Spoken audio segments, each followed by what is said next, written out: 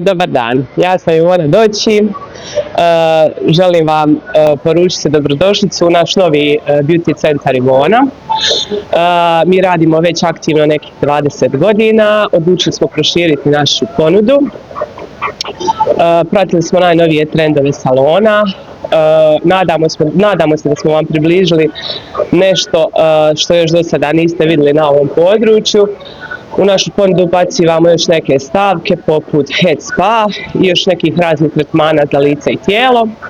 S tim da u novom centru ćemo se bazirati isto dosta na edukativni program, obučavanje isto tako mladih ljudi koji žele da se bave s ovim poslom.